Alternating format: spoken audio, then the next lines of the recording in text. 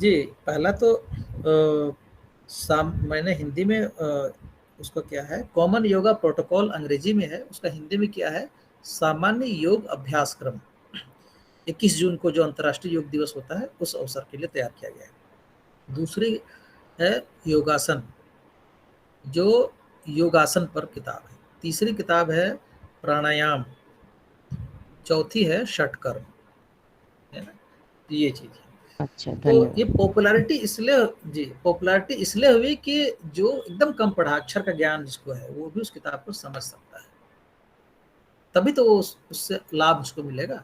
तो तुलसीदास ने भी जन भाषा को अपनाया, अवधि में लिखा, और आज रामचरितमानस जितने पीएचडी करने वालों को जितने श्लोक दोहे याद नहीं है, उससे ज्यादा अनपढ़ लोग जो गांव में रहते हैं उनको याद है, क्योंकि खा पी कर लोग पीढ़िया लेकर अलती पलती मारकर रामचरितमानस का मानस का पाठ करते हैं।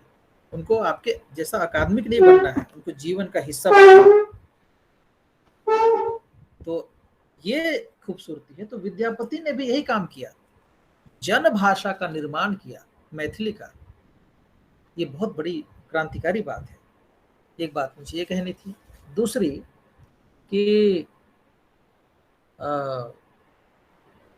विद्यापति ने जो अद्दहमान है, यानी अब्दुल रहीम खान खाना, जिन्होंने संदेश रासक लिखा है ना, जिनकी किताब संदेश रासक है, और जो बहुत प्रसिद्ध है, बहुत पॉपुलर किताब है, और विद्यापति, इन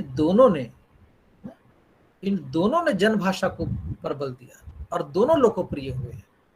एक श्लोक है ना, सक्का वाणी बहुण भावी पाई, रस को मम न पावी, देसी देसिल बैणा सबजन मिठा, ते तैसन जंपो अवहट्टा। अर्थात क्या, संस्कृत वाणी को बुद्धजन ही अच्छी तरह से समझते हैं, प्राकृत भाषा के रस का मर्म कोई नहीं जानता, देसी वचन सब लोगों को मीठा लगता है, अतः वैसे अवहट का कथन करता हूं। ऐसी ही बात अब्दुल रहीम खान खाना, जिसको अद्दहमान हम कहते हैं, वो भी ऐसी बात करते हैं। तो याद रखिए, ज्ञान आपके भीतर जितना भी है वो निरर्थक है अगर आप उसकी अभिव्यक्ति संप्रेषणीय ढंग से नहीं कर पाते हैं, लोगों को समझा नहीं पाते हैं। चाहे मैं कितना जानता हूं, वो निरर्थक है जब आप तक उस आपकी अपनी ना हो जाए, तो उसका कोई लाभ नहीं है। तो ये जिस कवि ने इसको पकड़ा है वो कालजयी कवि बन गया है। तो विद्यापति इसी श्रेणी के कवि हैं, इसलिए इनका बहुत ज्यादा महत्व है। अवहट भाषा पर व्याकरणिक दृष्टिकोण से हम बात नहीं करेंगे, समय उसमें बहुत जाएगा। तो विद्यापति भाषा के प्रति कितने संवेदनशील है उसको लेकर कुछ पंक्तियां देखिए। तिहुण खेती ही काई तनु, कित्ती वल्ली परसेई, अक्षर खंभा रंभ जऊ, मंचा बंधी न दे। मतलब क्या है, अक्षर रूपी खंभे को आरंभ में बांध न दिया जाए तो त्रिभुवन के क्षेत्र में उसकी कीर्ति की लता कैसे पसरे। अगर आपने भाषा में बांधना नहीं सीखा, अक्षर में बांधना नहीं सीखा भावना को, तो कीर्ति लता उसका यश कीर्ति मतलब बहुत असंभव सी बात है। तो भाषा के प्रति बहुत जबरदस्त ये संवेदनशील कवि हैं, और यही बात हम कबीर के लिए कह सकते हैं। कबीर जन भाषा कवि है, कबीर किताबों में अटते ही नहीं है, कबीर जन जन के स्वर में अटते हैं। तो हम कह सकते हैं विद्यापति बोधगम्यता के ख्याल से बहुत बड़े कवि हैं। संस्कृत का प्रभाव उनके ऊपर है, और युगीन प्रभाव भी, फारसी भी प्रभाव है, अपभ्रंश का भी है, पर जिस सहजता से, जिस मीठापन से वो कविता लिखते हैं, उसमें उसी में उनकी एक विशेषता के रूप में, उनकी उपलब्धि के रूप में उनको देख सकते हैं। इस प्रकार विद्यापति एक बड़े कवि हैं जो अपने युगीन चीजों को लेकर आगे चलते हैं। तो विद्यापति पर ये बात मैंने रखी। एक दूसरा टॉपिक मैं उठा रहा हूँ, घनानंद। थक गए हो तो बताइएगा। नहीं सर, ये आगे। पदावली के बारे में नहीं बताएंगे सर? जो इनका ये प्रमुख वो है, गीति काव्य के रूप में विद्यापति की पदावली, इसकी विशेषताएं वगैरह भी पूछी जाती है, तो सर इसकी थोड़ी सी विशेषताओं पे थोड़ा सा प्रकाश हाँ डाल दीजिए कुछ कुछ पॉइंट्स पे ना, तो क्लियर हो जी, जाएंगे। पदावली के बारे में ये मैथिल भाषा में लिखी हुई कविता है। ये भक्तिपरक कविता है और इसमें जो दरबारी जो जिनके राजा रूप नारायण और लखीमा देवी जिनके दरबारी थे विद्यापति, है ना, उनकी प्रशंसा में ही है। लेकिन इस उनके ये लखीमा देवी लक्ष्मी का रूप हो जाती है और विष्णु और लक्ष्मी के रूप में स्तुति, मतलब भक्ति का इसमें अलौकिकता के तरफ ये पदावली आगे चलती है। मतलब लौकिक धरातल से अलौकिक धरातल की तरफ इसकी दिशा है। पहली बात तो ये है। ये मैथिल भाषा में लिखी हुई किताब है। ये गीतात्मक कविता है। इसको आप गा सकते हैं। आप अगर अच्छे कोई पुराने प्रोफेसर हैं, कभी उनकी क्लास में जाएंगे। मुझे एक बार जाने का मौका मिला। रांची विश्वविद्यालय के हेड थे श्री जंग, अभी भी हैं, पर वो विभागाध्यक्ष नहीं रहे, रिटायर हो गए। तो विद्यापति के कवि, मैंने कहा सर मुझे कुछ बात करनी है, तो कहा कि चलिए क्लास में चलते हैं, फिर आके बात करेंगे। तो जब मैं क्लास में गया तो उन्होंने विद्यापति पढ़ा रहे थे। अब वो गीत गाने लगे, बड़े सुर में गाने लगे पदावली को। और मुझे पहली बार अनुभव हुआ कि मैं भी गा कर अगर पढ़ाता तो अच्छा होता, तो क्योंकि आवाज़ उस तरह से नहीं है। तो मैं कह रहा हूँ कि पदावली जो है गीत के रूप में ही आप इसको क्लास में बहुत अच्छा प्रभाव डालकर पढ़ा सकते हैं। तो गीतात्मकता है। बाकी इस कविता में भी तृप्ति जी एक बार माइक ऑफ कर दीजिए, थोड़ा सा वहाँ से आवाज़ आ रही है। Sorry sir, sorry. हाँ, सॉरी। तो कोई बात नहीं, बस वो होता है कि इको होने लगती है अखर की। तो पदावली में स्तुतियाँ बहुत हैं। पदावली में ईश्वर की वंदना बहुत है।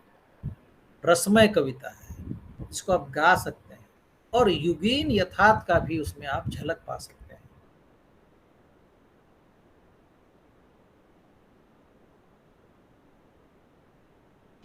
और आप पदावली को भक्ति रस की कविता भी कह सकते हैं। और भक्ति और श्रृंगार का ऐसा घालमेल हुआ है, कई बार आप उसको निकाल भी नहीं सकते।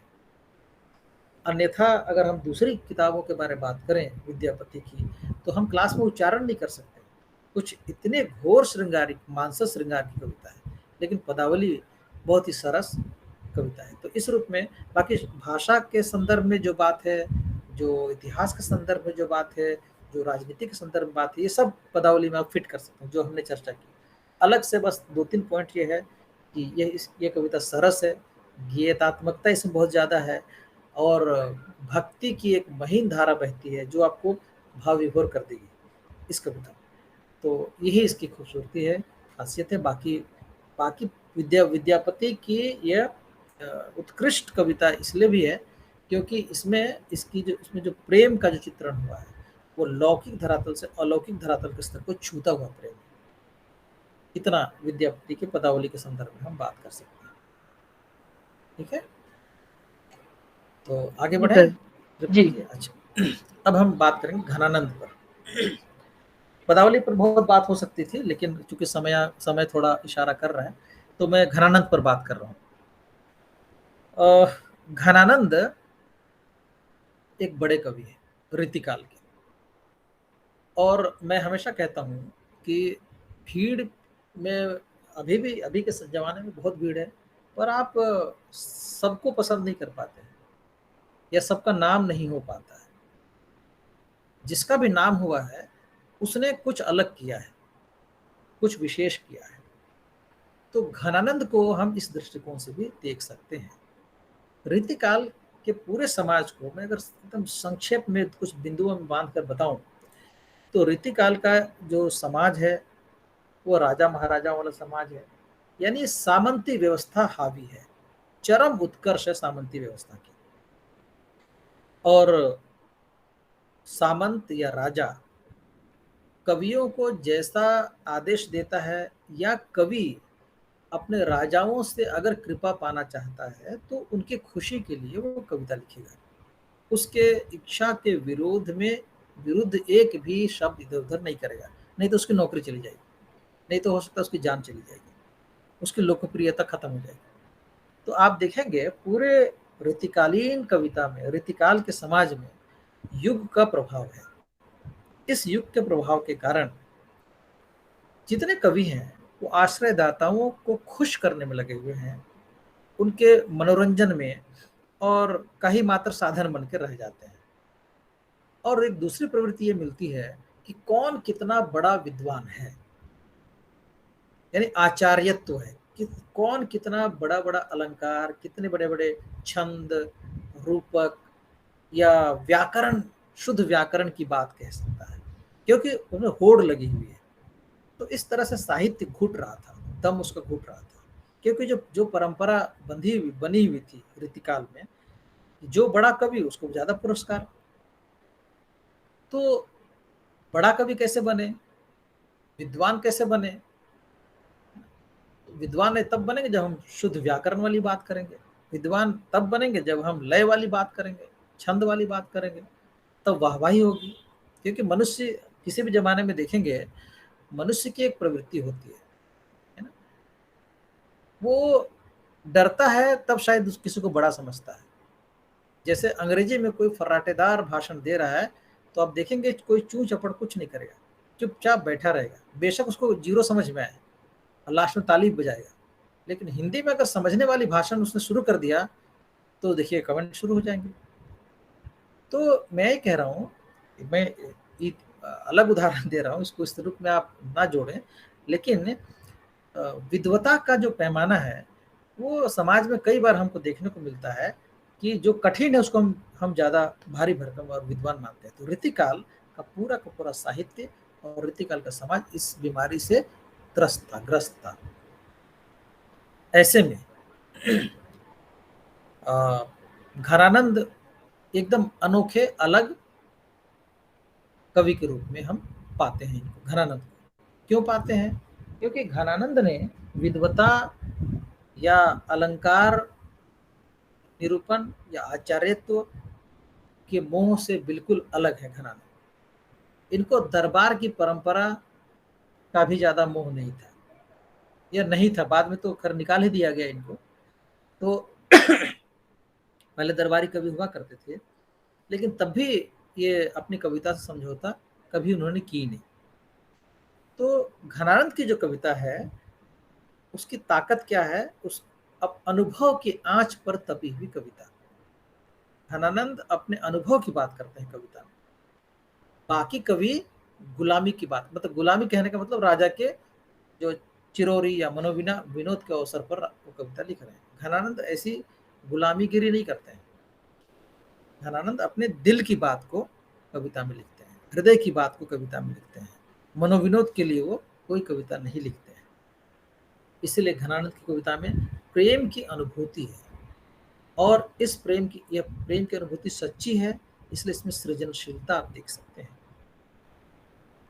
जबकि अन्य कवि कविता को सजाने में, संवारने में, लय को बनाने में, साहित्य को शास्त्रीय व्याकरणों के आवरण में जकड़ने में ये बात करते हैं। घनानंद अपनी भोगी हुई बात को, भोगे हुए प्रेम को, भोगी हुई पीड़ा को ही बताते हैं घनानंद, इसलिए घनानंद अलग हो जाते हैं।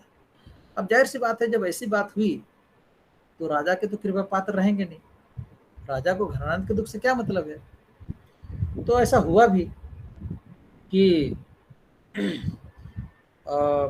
घनानंद पहले एक दरबार में मुंशी थे, लेकिन दरबार में मुंशी होने के बादशाह का नाम है बादशाह मोहम्मद शाह, उनके यहाँ मीर मुंशी थे। लेकिन घनानंद का जो सोच थी, जो टेम्परामेंट था, उससे लोग जलते थे। तो इन्होंने जो बादशाह मोहम्मद शाह है उनके कान भर दिए। बादशाह खफा हो गए और बादशाह ने घनानंद को देश निकाला दे दिया। जब ये दरबार में मीर मुंशी थे, तो सुजान नाम की एक वेश्या आया जाया करती थी, वो नर्तकी भी थी, दरबार में नाचती थी, बड़ी सुंदर थी। घनानंद का दिल उन पर आ गया, और जब इनको बादशाह मोहम्मद शाह ने राज्य से निष्कासित कर दिया, निकाल दिया, तो अब तो राज्य में रह नहीं सकते थे। तो इसने सुजान से कहा, मैं तुमसे प्रेम करता हूँ, तुम मेरे साथ चलो। तो सुजान ने इनकार कर दिया, मना कर दिया। अब सुजान ने जब मना कर दिया, तो घनानंद को बहुत दुख हुआ और इतने विरह में चले गए, दुख में चले गए, और वे के बाद वृंदावन, वहां जाकर ये निम्बार्क संप्रदाय में दीक्षित हो जाते हैं। और निम्बार्क संप्रदाय में दीक्षित होने के बाद ये कविताएं करने लगते हैं, भजन गाने लगते हैं, लेकिन कभी सुजान को भूल नहीं पाए। सुजान के प्रति जो प्रेम था उसमें कोई बदलाव नहीं आया, बल्कि इन्होंने सुजान को अपना आराध्य मान लिया।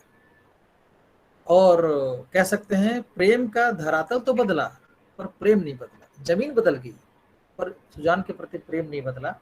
और इनकी जितनी कविताएं हैं उस सुजान के प्रेम की पुकार है, पर ये प्रेम एक तरफा है, विरह का प्रेम है। अब पूरे रीतिकाल में आप देखेंगे जो श्रृंगार का वर्णन होता है उसमें संयोग पर ज्यादा जोर है, वियोग पर है भी तो बहुत कम। लेकिन घनानंद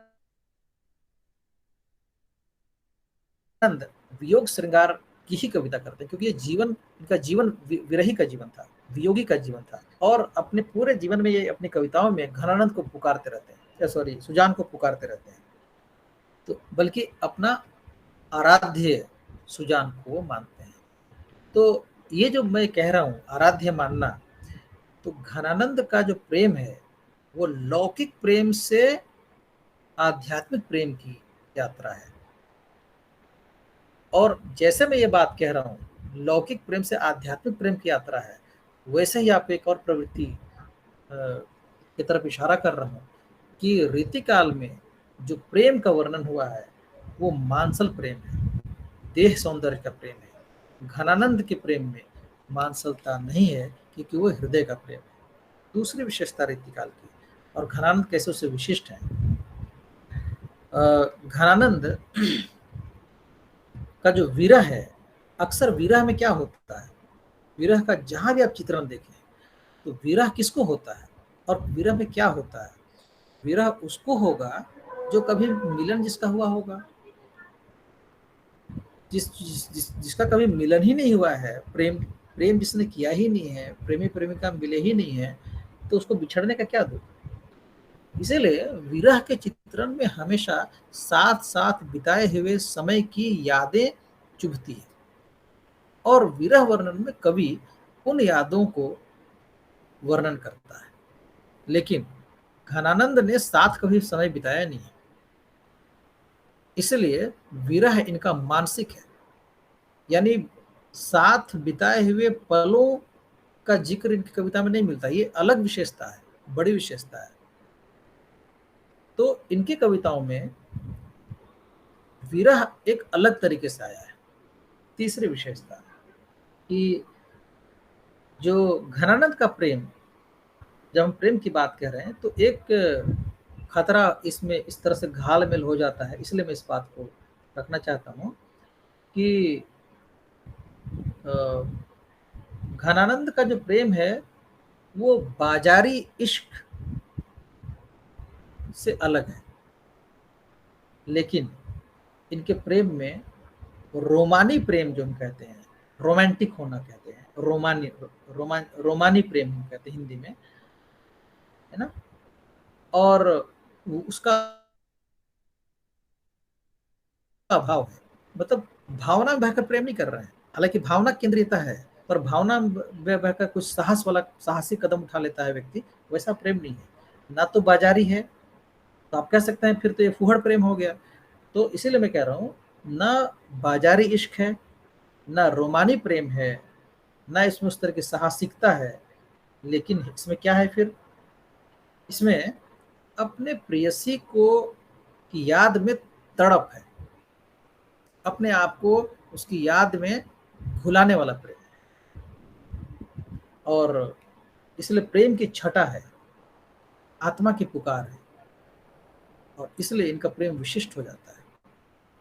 अगर मैं आपको एक भाव साम्य के रूप में एक उदाहरण दूं तो आप मेरी बात को थोड़ा सा समझ पाएंगे। सूरदास की कविता में हम जब देखते हैं तो पाते हैं कि कृष्ण और गोपियों का, राधा का, गोपियों का प्रेम सानिध्यता की अवस्था में पलता रहता है, प्रेम खूब होता है।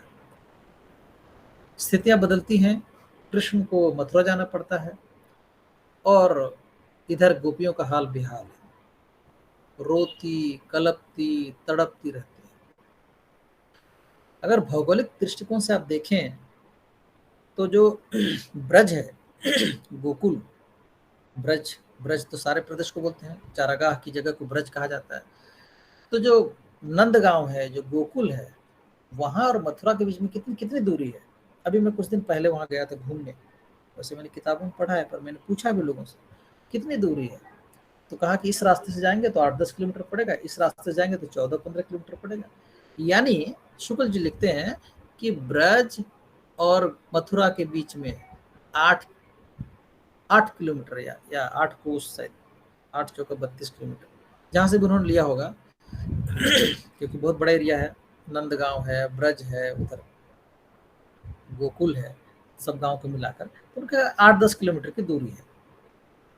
लेकिन गोपियां सिर्फ एक यमुना नदी को पार करना था, उधर पहुंच जाती, थोड़ा थोड़ा चल लेती तो पहुंच जाती। वैसे तो गाय बैल चराने जाती ही थी, घूमने जाती थी, पर गोपियां नहीं जाती हैं मथुरा मिलने कृष्ण से, और उसका परिणाम वो रोती रहती हैं, कलपती रहती हैं, तड़पती रहती हैं, सूख कर कांटा हो गई हैं, श्रृंगार करने करने का मन नहीं होता है, जीने का मन नहीं कर रहा है। पर 8 किलोमीटर की का पैदल की दूरी या नाव की दूरी वो क्रॉस नहीं करती हैं, पार नहीं करती हैं। तो आप इसके पास इस घटना पर दो दृष्टि डाल सकते हैं। आप कह सकते हैं गोपियां बेवकूफ थी, या कह सकते हैं पागल थी, या साहसी नहीं थी। जो गोपियां मरने को तैयार हैं कृष्ण के बिना, वो 8-10 किलोमीटर नहीं जा सकती हैं क्या? नहीं जा सकती हैं, क्योंकि मर्यादा का बंधन है बीच में, मर्यादा का बंधन है। तो इसलिए ये मानसिक तड़प है, गोपियों की तड़प मानसिक है। वो चाहते तो कृष्ण के पास रोज जाते और शाम को वापस आ सकते थे, बहुत ज्यादा दूरी नहीं है, गांव देहात में तो ऐसे भी लोग चलते हैं 8-10 किलोमीटर, लेकिन गोपियां नहीं जाती है। तो वह मर्यादित प्रेम है। उसी तरह की मर्यादा हम यहाँ देखते हैं घनानंद के यहाँ। बिना मिलन हुए सिर्फ एक छटा, एक छवि को लेकर इतना प्रेम करना, और इनका प्रेम इस हद तक है, जब आराध्य यानी ईश्वर बना लेते हैं सुजान को, तो लौकिकता के धरातल से ऊपर अलौकिक धरातल पर घनानंद का प्रेम परिणत हो जाता है। और घनानंद में एक एक अर्थ पहले उसको बता दें, आपको ज़्यादा अच्छी व्याख्या हो जाएगी। घनानंद कहते हैं कि दो दो दो कविताओं के आधार पर बताऊंगा। घनानंद कहते हैं कि जो प्रेम है ना, उसको बिहारी लाल, रीतिकाल के बिहारी लाल है, वो कहते हैं कि प्रेम कैसा है, प्रेम कुटिल हो जाता है। कहते हैं कि चितवन जो है, तिरछी आंखों से देखना, जहाँ और एकदम मतलब प्रेम करना चतुर चतुर चतुर लोगों का काम है, प्रेम सब नहीं कर सकते। बिहारी लाल इस तरह के चित्रण करते हैं। लेकिन घनानंद क्या कहते हैं, प्रेम कौन कर सकता है भाई? जो सत्यनिष्ठा के मार्ग पर चले, जो एक निष्ठा के मार्ग पर चले, जो मन को, जो अपने को हार जाए, मन देने में संकोच ना करे, वही व्यक्ति प्रेम कर सकता है। और उनके उनकी प्रसिद्ध पंक्ति जो मैं बता रहा हूँ, उसका पंक्ति के रूप में देखिए, अति सूधो स्नेह को मार्ग है, जहाँ नेकु सयानप बांक नहीं। प्रेम का मार्ग एकदम सीधा है, इसमें कोई टेढ़ापन नहीं है। जहाँ सांचे चले तजी आपन पो, झिझके कपटी ते निशांक नहीं। जहाँ कोई झिझक नहीं है, अपने आप को समर्पित करने का भाव हो। घन आनंद प्यारे सुजान सुनो, घनानंद कह रहे हैं सुजान सुनो, यहाँ एक ते दूसरी आंक नहीं। तुम कौन धो पाटी पढ़े हो लला, मन लेहू पे देहो छटाक नहीं। प्रेम तो सीधा है, मैं तुमसे इतना प्रेम करता हूँ, पता नहीं तुम कौन सी किताब पढ़ ली हो प्रेम की, कि तुम एक छटाक अपना मन मुझे नहीं दे रही। तो प्रेम बिल्कुल इनके लिए सीधा सपाट है, जबकि अन्य कवियों के लिए प्रेम आसान नहीं है। बिहारी लाल प्रेम को बिल्कुल एकदम, जो बहुत एक्सपर्ट खिलाड़ी वही प्रेम कर सकता है। उसकी नायिका है, आंखों आंखों में प्रेम हो जाता है बिहारी, लेकिन करने वाला चाहिए, सब नहीं कर सकते। मतलब चालाक लोग प्रेम करते हैं, यहाँ सीधे लोग प्रेम कर रहे हैं। घराना सीधी अभिव्यक्ति करते हैं। और घराना की कविता में लाक्षणिक शब्द, लाक्षणिकता बहुत ज्यादा है। लाक्षणिकता, अभिधात्मक प्रेम नहीं है, लाक्षणिकता प्रेम। तो दूसरा एक देखिए बहुत खूबसूरत घराना की जो कविता की पंक्ति का अर्थ बता रहा हूँ। कालिदास का कुमार संभव आप पढ़ेंगे, बस मेघदूत पढ़ेंगे। कालिदास बहुत बड़े कवि हैं। तो कालिदास कहते हैं, कालिदास ने क्या किया है कि एक प्रेमी और प्रेमिका बिछड़ जाता है, खुद कालिदास ही हो, बिछड़ जाता है।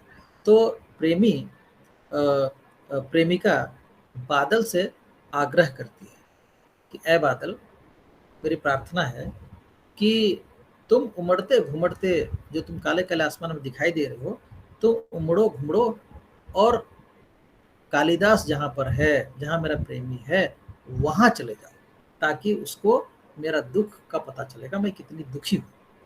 ये कालिदास कहते हैं मेघदूत में कि ये काला काला जो बादल है, ये मेरे मन में भरा हुआ दुख है, इसको मेरा प्रेमी देखेगा तो उसको शायद मेरी याद आए। घनानंद उससे एक कदम आगे की बात कहते हैं।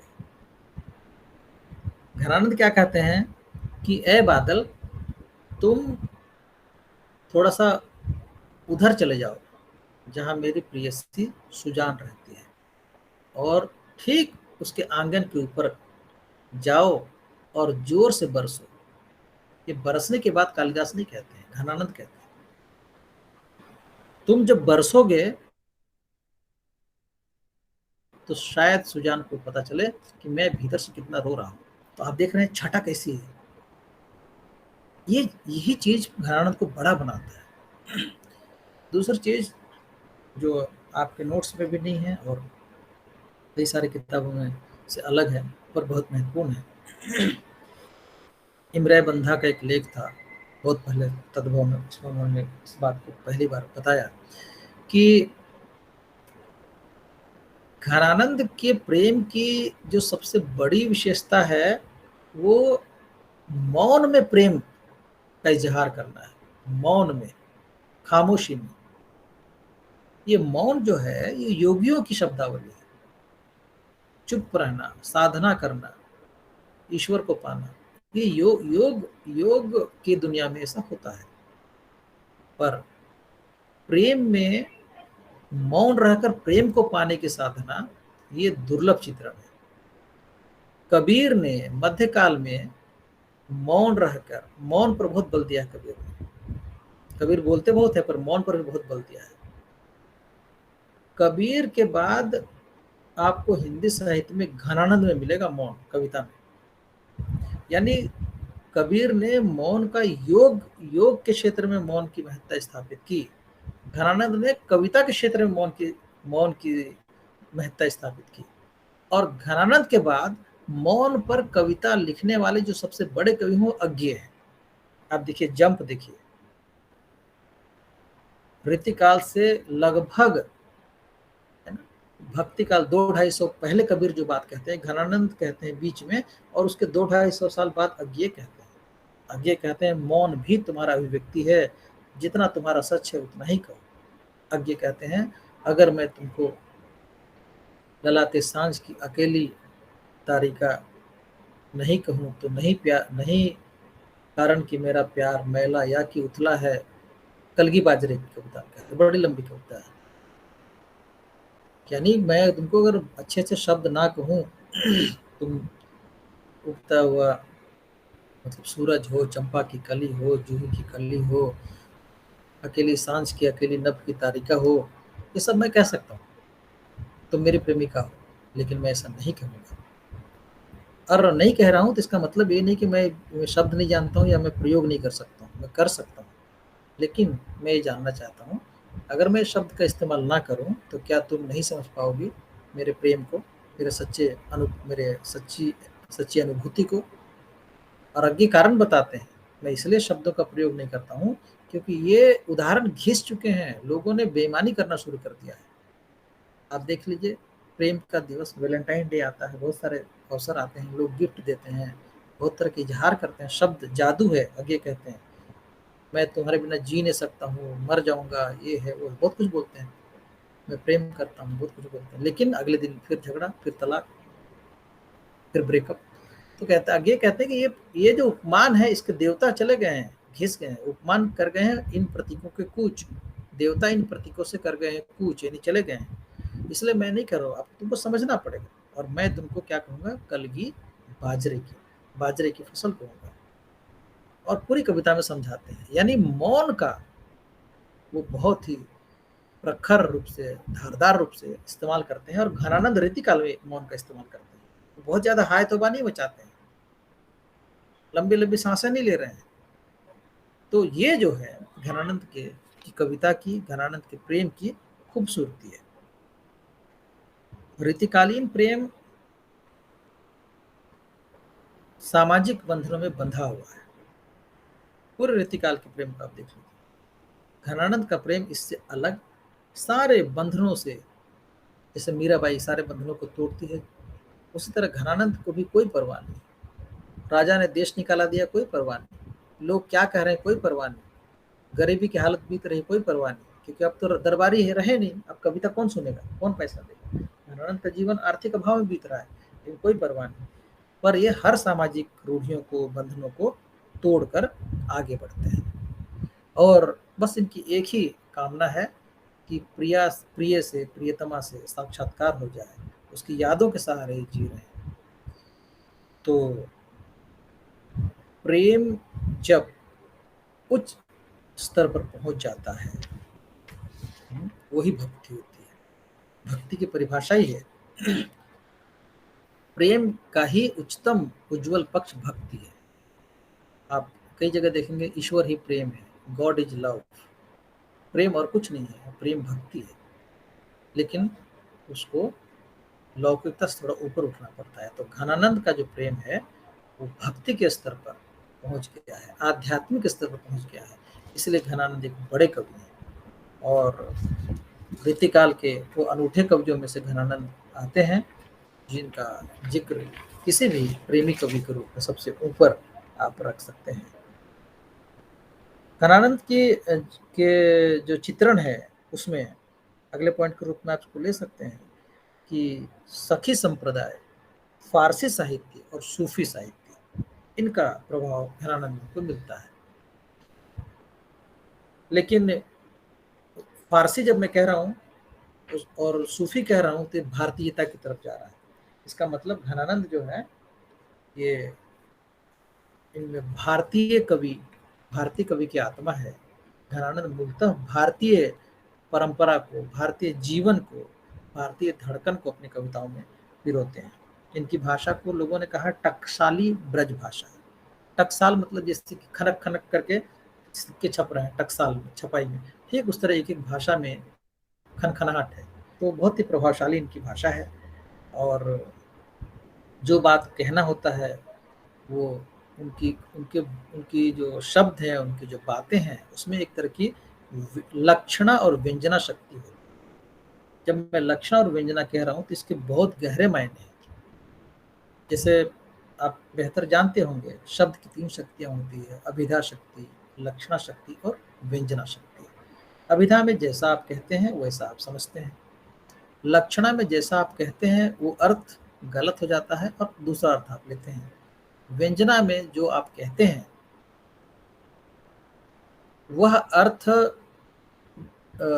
वो भी होता है, और एक व्यंजना में अभिधा अवरोधित होती है, लक्षणा शक्ति भी काम करती है और व्यंजना भी काम करती है, यानी तीसरा अर्थ लेते हैं। दूसरा और तीसरा अर्थ प्रभावी होता है। ऐसा मैंने कहा तो जल्दी जल्दी में आप ठीक से नहीं समझ पाएंगे, तो मैं थोड़ा एक उदाहरण दे देता हूँ और आप समझ जाएंगे उदाहरण से हमेशा के लिए। मैं अगर ये कहूँ कि जैसे मेरी स्क्रीन पर एक नाम दिख रहा है, मैं उनका नाम ले रहा हूँ, राहुल जी है, राहुल साहब। मैं कहूँगा राहुल साहब जी का घर गंगा पर है। तो इसका अर्थ आप लेंगे, नहीं सर मेरा घर तो रांची में है, अगर वे कहते हैं, या वो कहेंगे मेरा घर कलकत्ता में है, आप गलत बोल रहे हैं। तो उन्होंने, या हम लोग, जिसने ये उत्तर दिया उसने ये अर्थ लिया कि राहुल जी के बारे जो मैंने कहा वो कथन गलत है। तो जैसा मैंने कहा आपने वही समझा, तो अभिधा शक्ति को आपने ग्रहण किया। फिर भी मैं कहूँगा नहीं नहीं, राहुल जी का घर गंगा पर है। तो आप कहेंगे अच्छा, जब ये बोल रहे हैं पढ़े लिखे लगते हैं तो शायद कुछ बात होगी। तो आप अर्थ एक निकालेंगे, अच्छा इसका कहने का मतलब ये हो सकता है कि गंगा नदी के किनारे घर होगा। फिर आप देखेंगे तो रांची में लेकिन रहते हैं, रांची में तो नदी बहती नहीं है, रांची में तो गंगा है नहीं। तो आप कहेंगे ना ना, मुझे लगता है गड़बड़ है, बोलने में कुछ गलत कर दिया। फिर भी मैं कहूँगा नहीं, मैं अपनी बात पर कायम हूँ, राहुल जी का घर गंगा पर ही है। तो आप तब आप सोचने लगेंगे और एक तीसरा अर्थ निकलेगा, और ये अर्थ तब निकलेगा जब आपकी सांस्कृतिक, सामाजिक और भाषा की समझ जितनी गहरी होगी उतना ही अच्छा अर्थ निकलेगा। तो आप में से सोचेंगे और एकाध तब आपको निकलेगा, क्योंकि मैंने कहा उनका घर गंगा पर है। तो गंगा क्या है? एक नदी है, और गंगा का इतिहास क्या है? एक पवित्र नदी है, पौराणिक नदी है। तो इसका मतलब ये हुआ कि राहुल जी का घर जहाँ भी है उसमें गंगा जैसी पवित्रता है। ये व्यंजना अर्थ हुआ। अभिधा में तो आपने इसे काट दिया, लक्षणा में लिया कि अच्छा कहने में गंगा नदी के किनारे होगा, पानी में तो घर हो नहीं सकता, ये लक्षणा शक्ति आपने लिया, तो अभिधा वहां अवरोधित हो गई। लेकिन व्यंजना जो है ना, व्यंजना जो है उसमें लक्षणा का भी थोड़ा थोड़ा अर्थ आप ले सकते हैं, लेकिन व्यंजना एक तीसरा अर्थ है जो बहुत दूर तक सोचने वाले। अगर मैं ये कहूँ राहुल जी के घर टेम्स पर है, तो टेम्स नदी इंग्लैंड में बहने वाली गंगा जैसी पवित्र नदी है। आपको टेम्स के बारे जानना होगा, यानी इंग्लैंड के सांस्कृतिक, साहित्यिक, सामाजिक इतिहास को जानना पड़ेगा, तभी आप ये अर्थ निकाल सकते हैं। गंगा नदी का क्या महत्व, इसको बिना जाने आप ये अर्थ नहीं ले सकते। तो मैंने कहा कि घनानंद की भाषा में लाक्षणिक प्रयोग, लाक्षणिक अर्थ ज्यादा धारदार निकलता है। तो इसीलिए विद्वानों में या आलोचकों में या शोधार्थियों में घनानंद एक बड़े कवि। ठीक है, ये 3 प्रश्नों के साथ आज हम समापन करें, क्योंकि एक मीटिंग है 6 बजे ही, बल्कि कहा था 5:45 या 6 बजे, 6:15 हो रहा है। तो अब जितना हो पाया आज के लिए इतना ही, और फिर हम मिलेंगे, लगातार अभी मिलेंगे। फर्स्ट ईयर की बहुत सारी क्लासें होंगी, सेकेंड ईयर की भी चलेगी, फर्स्ट सेकेंड दोनों ईयर की मेरी चलेगी।